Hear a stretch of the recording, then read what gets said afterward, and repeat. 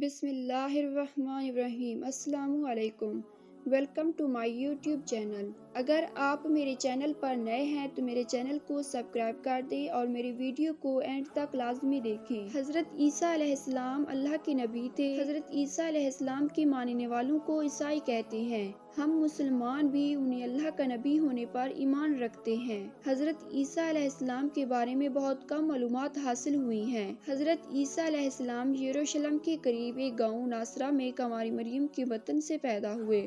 حضرت عیسیٰ علیہ السلام کے حوالے سے ہمیں حضرت مریم کے بارے میں بھی جاننا بہت ضروری ہے۔ تاریخ کے مطالعہ سے معلوم ہوتا ہے کہ آج سے 2000 سال قبل بیت المقدس کے آس پاس کے علاقہ میں ایک بزرگ رہتے تھے جو نہایت پرہیزگار تھے۔ وہ بہت زیادہ عبادت کرتے تھے۔ ان بزرگ کا نام عمران تھا اور ان کی بیوی کا نام حنا تھا۔ یہ خاتون بھی نہایت نیک اور پارسا تھی۔ ہر وقت اللہ کی یاد میں مشغول رہتی۔ حنا جب حاملہ ہوئی تو منت مانی کہ میرا جو بچہ پیدا ہوگا عبادت خانے کی خدمت کے لیے مامور کروں گی۔ لڑکا دنیا کا کوئی کام نہیں کرے گا، صرف اللہ ہی کی عبادت کرے گا۔ اس زمانے میں یہ رواج تھا کہ عبادت خانے کی خدمت اور دیکھ بھال کے لیے صرف لڑکوں کو ہی رکھا جاتا تھا۔ سورۃ آل عمران میں اس کا اس طرح ذکر فرمایا ہے۔ اللہ اس وقت سن رہا تھا جب عمران کی عورت کہہ رہی تھی کہ میرے پروردگار، میں اس بچہ کو میرے جو پیٹ میں ہے تیری نظر کرتی ہوں، وہ تیرے کام کے لیے صرف وقف ہوگا۔ میری اس پیشکش کو قبول فرما، سننے والا اور تو جاننے والا ہے۔ بچہ پیدا ہوا لیکن لڑکا نہیں لڑکی تھی۔ ماں کی خواہش پوری نہیں ہوئی۔ منت تو مان چکی تھی، لڑکا ہوتا تو عبادت خانے کی خدمت کے لیے پیش کر دیتی۔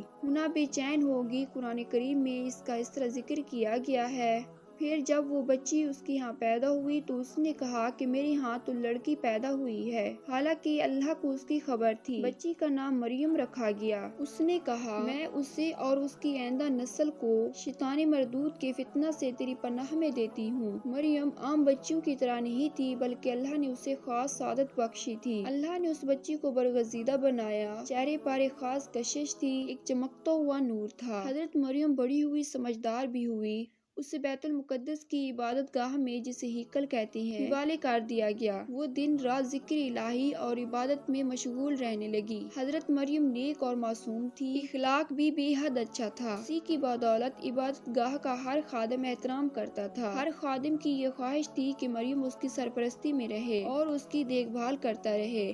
ہر خادم یہ سعادت حاصل کرنا چاہتا تھا۔ مریم اپنی حسن و اخلاق اور اچھی عادتوں سے خادموں اور کہنوں کے دلوں میں گھر کر گئی۔ حضرت مریم کو پرورش کرنے والا کوئی نہیں تھا۔ باپ، جس کا نام عمران تھا، پہلے ہی فوت ہو چکا تھا۔ یہی وجہ تھی کہ مریم کا کوئی پرسانی حال نہ تھا۔ حضرت زکریا علیہ السلام بھی اسی عبادت گاہ میں زندگی گزار رہے تھے اور عبادت کرتے۔ وہ رشتہ میں مریم کے خالو لگتے تھے۔ ان کی بھی خواہش تھی کہ مریم ان کی سرپرستی میں رہے۔ سرپرست بننے کی سب کی خواہش تھی، اب اس کے لیے کیا کیا جائے؟ سوچ بچار کے بعد پورا ڈالا گیا تو ہر مرتبہ حضرت زکریا علیہ السلام کا نام ہی آیا تو انہوں نے ذمہ داری قبول کر لی۔ اس بارے میں قرآن مجید میں ارشاد ہے، آخر کار اس کے رب نے اس لڑکی کو بخوشی قبول کر لیا، اس سے بڑی اچھی لڑکی بنا کر اٹھایا اور زکریا کو اس کا سرپرست بنایا۔ چنانچہ حضرت مریم نیک اور عبادت کرنے والوں کے درمیان پروان چڑھی۔ آپ بھی بہت زیادہ عبادت میں مشغول رہتی تھی اور اللہ کا دن رات ذکر کرتی تھی۔ جب بڑی عمر کو پہنچی تو بہت کم باہر نکلا کرتی۔ آپ کو غیب سے کھانا ملتا تھا۔ حضرت زکریا علیہ السلام اکثر آپ کی خیریت دریافت کرنے جاتے۔ ایک دفعہ حضرت زکریا علیہ السلام نے دیکھا کہ آپ کے پاس کھانے کا سامان رکھا ہوا ہے۔ آپ پوچھتے کہ یہ کھانا کہاں سے آیا ہے تو مریم جواب میں فرماتی کہ یہ اللہ نے بھیجا ہے۔ قرآن کریم میں اللہ تعالیٰ کا ارشاد ہے، زکریا جب کبھی اس کے محراب یعنی حجرے میں جاتے تو اس کے پاس کچھ نہ کچھ کھانے پینے کا سامان رکھا ہوا پاتے۔ حضرت زکریا علیہ السلام نے پوچھا، مریم یہ تیرے پاس کہاں سے آیا ہے؟ وہ جواب دیتی، اللہ کے پاس سے آیا ہے، اللہ جسے چاہتا ہے بے حساب دیتا ہے۔ حضرت مریم ہر وقت عبادت میں مشغول رہا کرتی۔ ضرورت کے وقت حجرے سے باہر نکلتی۔ ایک مرتبہ معمول کے مطابق باہر نکلی اور مشرق کی طرف ایک علیحدہ گوشہ میں جا بیٹھی۔ اللہ نے پردہ ڈال دیا، پھر اس کی طرف اپنی روح کو بھیج دیا۔ وہ انسان بن کر اس کے سامنے آیا۔ حضرت مریم ایک دن تنہا تھی اور دیکھا کہ قریب ایک انسان آ رہا ہے۔ اس سے مریم نے کہا کہ میں تجھ سے رحمان کی پناہ مانگتی ہوں، اگر تو پرہیزگار ہے۔ اس نے کہا کہ تیرے رب کی طرف سے بھیجا گیا ایک فرشتہ ہوں تاکہ تجھے ایک پاکیزہ لڑکے کی خوشخبری سناؤں۔ حضرت مریم نے کہا ایسا کیوں کر ممکن ہے؟ میرے قریب کوئی انسان نہیں آیا۔ فرشتے نے کہا کہ میرے رب کے نزدیک سب کچھ ممکن ہے، وہ کائنات کا مالک ہے۔ کچھ عرصہ کے بعد حضرت عیسیٰ علیہ السلام کے پیدا ہونے کے دن قریب آ گئے تو حضرت مریم خوف زدہ ہو گئی اور خیال کیا کہ کہیں ایسا نہ ہو کہ میں بدنام ہو جاؤں۔ ایک ویران جگہ جا کر ایک ٹیلے پر رہنے لگی۔ یہ جگہ بیت الحم کے نام سے مشہور ہے۔ وہاں کھانے پینے کا کوئی سامان نہ تھا، اس لیے بہت زیادہ پریشان ہوئی۔ غیب سے آواز آئی، غم نہ کر، تمہارے رب نے تمہارے لیے ایک چشمہ جاری کر دیا ہے۔ یہاں خرما کا ایک درخت بھی ہے، اس کے تنہ کو ہلاؤ، خرمے جھڑیں گے، اسے کھاؤ اور پانی پیو اور اپنی آنکھوں کو ٹھنڈا رکھو۔ حضرت مریم تنہائی کی زندگی گزارنے لگی۔ جب بھوک لگتی تو خرمے کھاتی، چشمے سے پانی پیتی۔ وقت پورا ہوا تو لڑکا پیدا ہوا۔ واپس حجرے کی طرف آئی، جب لوگوں کو معلوم ہوا تو آپ کا مذاق اڑانے لگے، آپ پر آواز کسنے لگے۔ اے ہارون کی بہن، نہ تیرا باپ برا تھا نہ تیری ماں بری تھی، تو نے تو رسوائی مول لی ہے۔ بدنامی سے آپ کو دکھ پہنچتا، لوگوں کو بے گناہی کا یقین دلاتی۔ آپ نے تنگ آ کر لوگوں سے کہا کہ یہ دودھ پیتا بچہ میرے بارے میں سب کچھ بتا دے گا۔ پھر بچے کی طرف اشارہ کیا۔ لوگوں نے کہا یہ کس طرح ممکن ہے کہ یہ بچہ باتیں کرے گا؟ بچے نے بولنا شروع کیا، میں اللہ کا بندہ ہوں، اس نے مجھے کتاب دی، مجھ کو نبی بنایا اور برکت والا بنایا۔ جب تک میں زندہ ہوں مجھ کو میری ماں کا خدمتگار بنایا۔ اس نے مجھ کو نماز اور زکوٰۃ کا حکم دیا ہے۔ اس نے مجھ کو سرکش اور بدبخت نہیں بنایا ہے۔ مجھ پر سلام ہے جس روز میں پیدا ہوا، جس روز میں مروں گا، جس روز میں زندہ کر کے اٹھایا جاؤں گا۔ میں عیسیٰ بن مریم ہوں، سچی بات کہہ رہا ہوں۔ جب وہ کوئی کام کرنا چاہتا ہے تو بس اس کو اشارہ کر دیتا ہے، ہو جا تو وہ ہو جاتا ہے۔ بے شک اللہ میرا اور تمہارا رب ہے، اس کی عبادت کرو، یہی سیدھا راستہ ہے۔ یہ حضرت عیسیٰ علیہ السلام کی گواہی تھی اور بچے کا بات کرنا بہت بڑا معجزہ تھا۔ اللہ تعالیٰ فرماتا ہے، بے شک عیسیٰ کی مثال اللہ کے نزدیک آدم کی سی مثال ہے۔ اللہ نے حضرت آدم علیہ السلام کو مٹی سے بنایا، جس طرح اللہ نے بغیر باپ کے حضرت آدم علیہ السلام کو پیدا کیا اور اپنی روح پھونکی، اس طرح اللہ نے بغیر باپ کے حضرت عیسیٰ علیہ السلام کو پیدا کیا اور روح پھونکی۔ حضرت عیسیٰ علیہ السلام بڑی عمر کو پہنچے تو لوگوں کو نیکی کی دعوت دینے لگے۔ آپ طاغوتی قوتوں کے خلاف تھے، محبت کا درس دیتے، بھوکوں کو کھانا کھلانے کی ترغیب دیتے، مصیبت زدہ لوگوں کے کام آتے، کمزوروں کا ساتھ دیتے، بیماروں کو شفا بخشتے، اندھوں کو بینائی عطا کرتے، وہ دیکھنے کے قابل ہو جاتا، کوڑ کا مرض اچھا کرتے، بیماروں کے قریب رہتے۔ آپ نے فرمایا، میں مادرزاد اندھوں اور کوڑ کے مریضوں کو شفا بخشتا ہوں۔ اللہ کے حکم سے مردے کو زندہ کرتے، بیماروں کی عیادت کرتے۔ آپ علیہ السلام اپنے حواریوں سے کہتے کہ اپنے پڑوسیوں کا خیال رکھو، اگر وہ بیمار ہو تو اس کی تیمارداری کرو، اگر کوئی بھوکا ہو تو کھانا کھلاؤ، پیاسا ہو تو پانی پلاؤ، کسی کو اذیت نہ پہنچاؤ، گناہوں سے بچو، اللہ سے معافی طلب کرو۔ ایک مرتبہ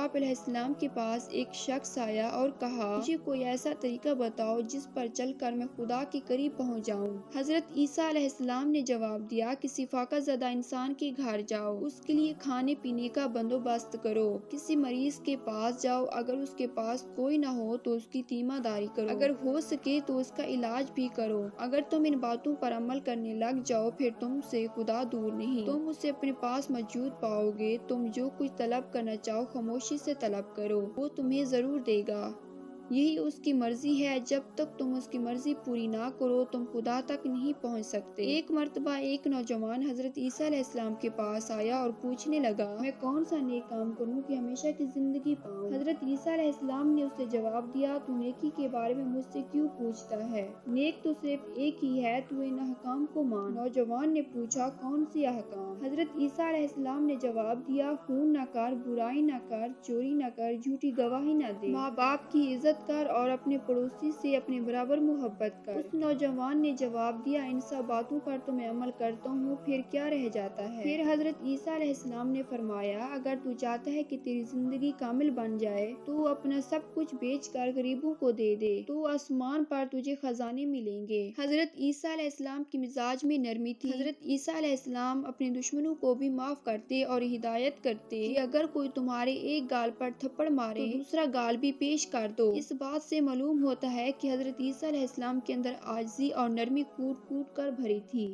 حضرت عیسیٰ علیہ السلام جرم کرنے والوں کو بھی معاف کر دیتے تھے۔ ایک مرتبہ حضرت عیسیٰ علیہ السلام کے سامنے گنہگار عورت کو لایا گیا۔ حضرت عیسیٰ علیہ السلام نے سزا تجویز کی، اس عورت کو سنگسار کیا جائے۔ سنگسار کا مطلب یہ ہے کہ پتھر برسائے جائیں۔ چنانچہ اس حکم پر حضرت عیسیٰ علیہ السلام کے ساتھ ہر وقت رہنے والوں نے مارنے کے لیے اپنے اپنے ہاتھ میں پتھر اٹھا لیے۔ حضرت عیسیٰ علیہ السلام نے سب کو روک دیا اور کہا کہ سب سے پہلا پتھر وہ شخص مارے جس نے کبھی گناہ نہ کیا ہو۔ سب کے ہاتھوں سے پتھر گر پڑے اور سر جھک گئے اور کہا کہ ہم سب گنہگار ہیں۔ اس پر حضرت عیسیٰ علیہ السلام نے فرمایا گنہگاروں کو پتھر مارنے کا کوئی حق نہیں، اور عورت سے کہا کہ چلی جا۔ ایک مرتبہ حضرت عیسیٰ علیہ السلام کے پاس آپ کے ماننے والوں میں سے کچھ لوگ آئے۔ ان کے پاس کھانے کے لیے کچھ نہیں تھا۔ انہوں نے حضرت عیسیٰ علیہ السلام سے کہا کہ آپ خداوند قدوس سے کہیں کہ وہ ہم لوگوں کے لیے کھانا بھیج دے۔ حضرت عیسیٰ علیہ السلام نے دعا کی تو آسمان سے کھانا نازل ہوا۔ حضرت عیسیٰ علیہ السلام لوگوں کو دین کی طرف بلاتے تھے، انہیں نشانیاں دکھاتے۔ ایک روز حضرت عیسیٰ علیہ السلام نے لوگوں سے کہا کہ میں تمہارے رب کی طرف سے ایک نشانی لے کر آیا ہوں۔ میں مٹی سے ایک پرندہ بناتا ہوں، روح پھونکتا ہوں، وہ خدا کے حکم سے ایک جاندار پرندہ ہو جاتا ہے۔ حضرت عیسیٰ علیہ السلام پر بہت تھوڑے لوگ ایمان لے آئے۔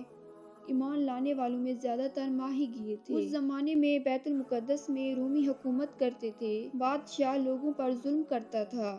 حضرت عیسیٰ علیہ السلام ظلم و ستم کے خلاف تھے، اس لیے بادشاہ پر اعتراض کرتے تھے۔ وہ یہ سمجھتے تھے کہ حضرت عیسیٰ علیہ السلام لوگوں کو حکومت کے خلاف بغاوت پر آمادہ کر رہے ہیں۔ اس پر یہ کہ یہودیوں نے بھی بادشاہ سے حضرت عیسیٰ علیہ السلام کے خلاف شکایت کی۔ بادشاہ نے گرفتاری کا حکم دیا اور سزا تجویز کی، لیکن اللہ نے اپنی طرف اٹھا لیا۔ حضرت عیسیٰ علیہ السلام کے ماننے والوں کی تعداد کروڑوں میں ہے۔